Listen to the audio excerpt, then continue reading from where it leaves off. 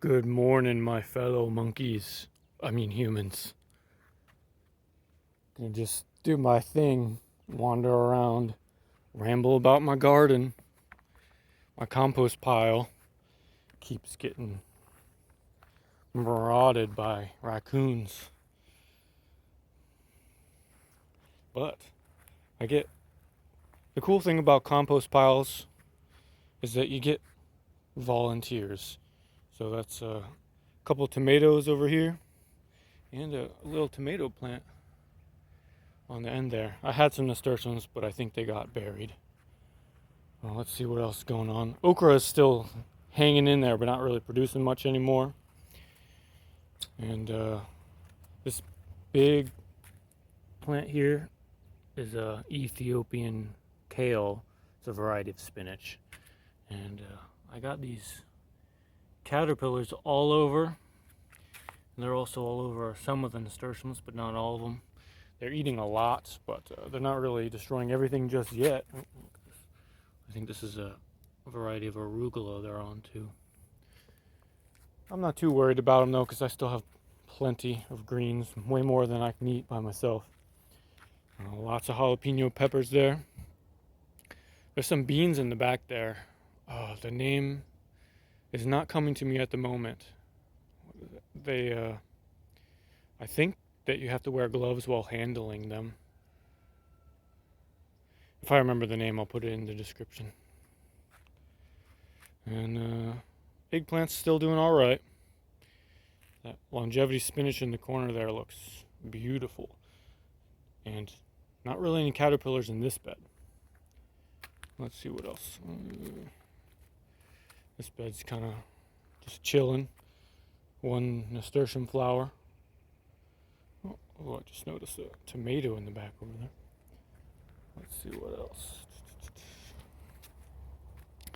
This is a giant Everglades tomato bush I got from my dad. It's flowering all over the place, so I'm expecting good production from that. And I'm going to have to start trimming it back from the path because it's growing so well right now. And I actually am surprised it's growing so well right now in the cool weather. I thought it was more of a summer thing. So maybe I'll be having little tomatoes from now on. They're very small tomatoes that you get from the Everglades, but they're very sweet and prolific. And it's growing amongst some radish greens and stuff right there. Oh, I got a chayote vine coming in from that pot. I filled it with a bunch of rabbit poop and I pee on it sometimes. And it's growing up the moringa tree to about there. And I've never had much success with chayote. I also thought it was a summer thing. And this may be the way I can finally have some sort of squash-like vegetable, because pickle worms destroy every type of squash or pumpkin that I try and grow. Anyway, I'm gonna see how that one does. The roots, leaves, and fruit are edible of chayote. You can buy it in Publix if you're in Florida. It's a really broadleaf thing here. It's a traditional variety of mustard green, and of course I got more Ethiopian kale. I got my fallen papaya over here with a mixture of radish greens in this bed. And I got some beans growing up in the cool weather.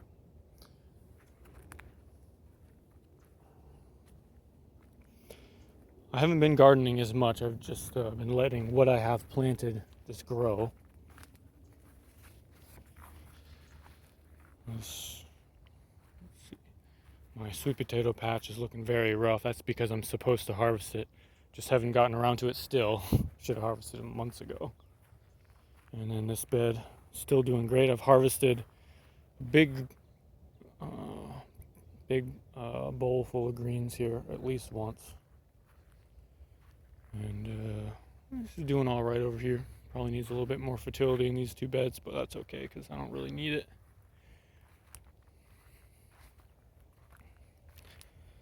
I planted pigeon peas and cowpeas here. Haven't come up yet.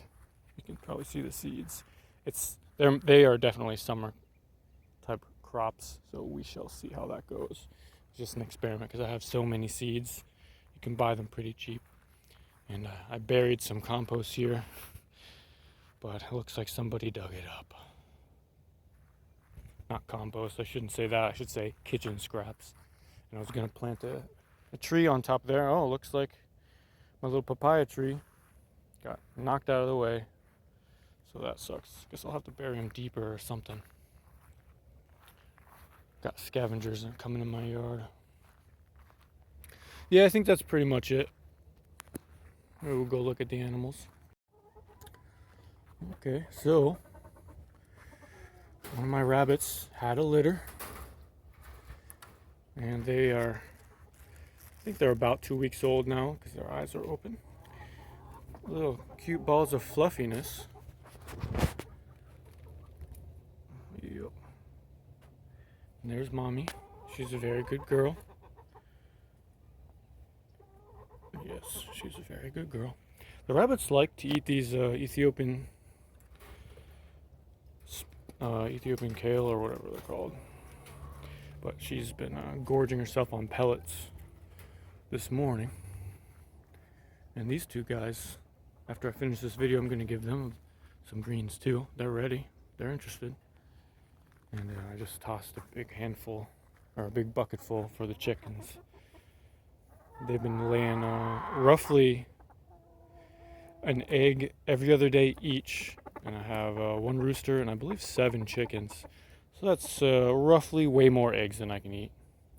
So I've been making giant quiches for myself. Still got to work 40 hours a week, so that's how it works. That's right. Oh, they like to come out when I'm here and then eat. Then when I leave, they go back in. On the neighborhood Facebook group, there's been reports of a bobcat prowling around eating chickens.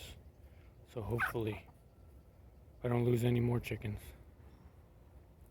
I lost one of my browns. And I lost my poofy-headed one to raccoons, by the way. They had been getting in here. So now I put a cinder block in front of that trap door when I close it up at night. And that's been keeping them safe. There's one other chicken, but she's kind of the outcast now. She's the older one. She's looking ragged. And Richard, that rooster, always chases her away. Doesn't seem to want to let her eat. I got, let's see, 5 chickens right there. I thought I had one more. Let's see. Oh, just one more, so 6 chickens total, and that's Loquisha. She's the outcast. She's the oldest, besides Richard.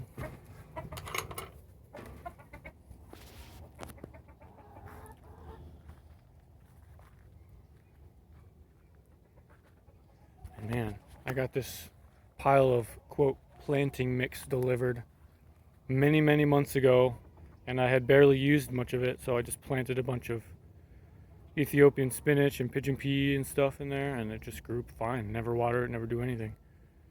So it's a cool way to have a raised bed. Just have a truck dump compost in your yard. Plant on it. Simple.